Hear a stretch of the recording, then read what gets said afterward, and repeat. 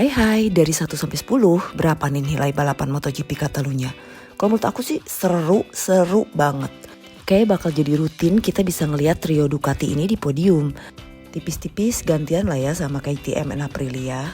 Persis seperti yang udah kita omongin di ulasan sprint kemarin, bahwa Ducati khususnya untuk Pecco selalu bisa menemukan atau membalikan keadaan di balapan hari Minggu.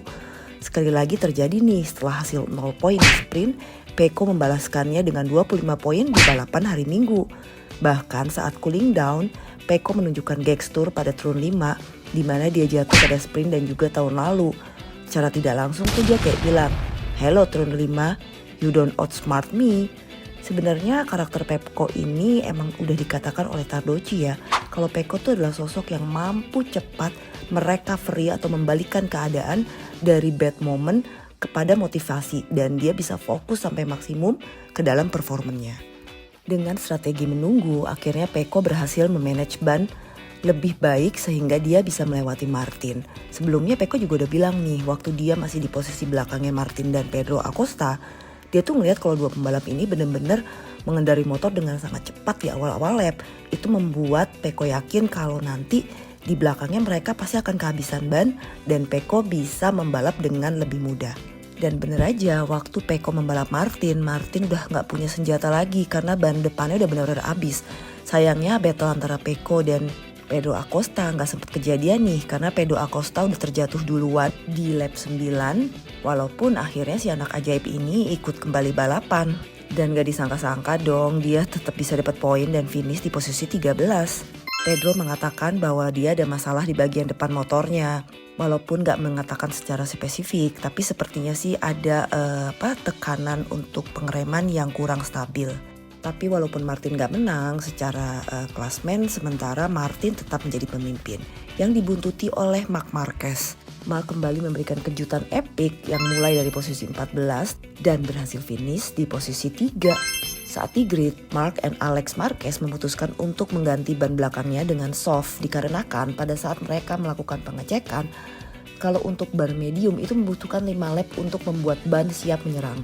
Sedangkan di posisi Marc yang dari belakang, dia butuh menyerang lebih cepat atau lebih awal. Maka dia merasa bahwa pilihan ban soft adalah yang terbaik, apalagi setelah melihat dari data bahwa ban belakang soft yang digunakan saat sprint masih memiliki grip yang bagus. Dan itu membuat Marc dan Alex yakin bahwa menggunakan soft akan aman sampai garis finish. Aprilia dalam hal ini Alex Espargaro yang hampir saja berada di podium 3 sebelum akhirnya dilewati Marc Marquez mengatakan bahwa tahun lalu Aprilia kuat di Catalunya. Dan tahun ini Ducati memilih Catalunya sebagai sirkuit untuk tes mereka karena tahun lalu kan Ducati kurang bagus ya di sirkuit Catalunya. Dan ternyata benar aja kemenangan Pecco di Catalunya ini adalah 26 detik lebih cepat jika dibandingkan kemenangan Alex Espargaro tahun lalu. Tentunya ini waktu yang sangat impresif banget kan, ya walaupun itu juga dibantu dengan performa ban Michelin yang meningkat hampir setengah detik di setiap lapnya. Fabio Quartararo finish di posisi 9 dan mengatakan dia sangat senang dengan performa motor yang memberikan kenyamanan saat balapan. Namun Fabio secara langsung mengatakan bahwa ini masih jauh dari kata cukup untuk bisa melawan pabrikan Eropa. Fabio juga cukup berterima kasih dengan adanya konsensi karena sangat membantu proses pengembangan motor Yamaha ini. Apalagi untuk mengetahui aerodinamik itu memang membutuhkan jam berkendara dengan lap yang cukup banyak agar bisa tahu apakah aerodinamik itu berfungsi benar atau memang masih perlu dirubah lagi. Sedangkan Honda dia kayaknya benar-benar mendapatkan kesulitan yang double nih di sirkuit ini.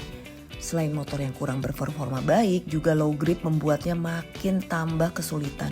Sebelum bahas Mugello, kita cerita dikit tentang Enea Bastian ini nih. Kayaknya perebutan kursi siapa yang bakal jadi pendamping Pecco bikin dia mengabaikan perintah untuk penalti yang akhirnya jadi double long lap penalti, akhirnya jadi go through pit lane dan akhirnya nggak dijalanin juga dan berubah jadi 32 detik penalti. Agak nekat nih Enea ini. Oke, lanjut ke Mugello. Dengan karakteristik track yang fast flowing ini, sepertinya Ducati akan jadi superior lagi nih. Mungkin Marc akan bisa jadi pemenang loh kali ini. Tapi KTM juga memiliki engine yang bagus dan paket yang lengkap sih untuk tipe sirkuit kayak gini. Masukin Aprilia juga ya, khususnya Alex Espargaro di pertarungan list di Mugello. Mungkin gak ya Honda dan Yamaha di sini bikin sedikit kejutan? Karena kan minggu lalu mereka habis tes tuh sebelum Catalunya. Jadi pasti data mereka lebih fresh kan mengetahui kondisi track saat ini.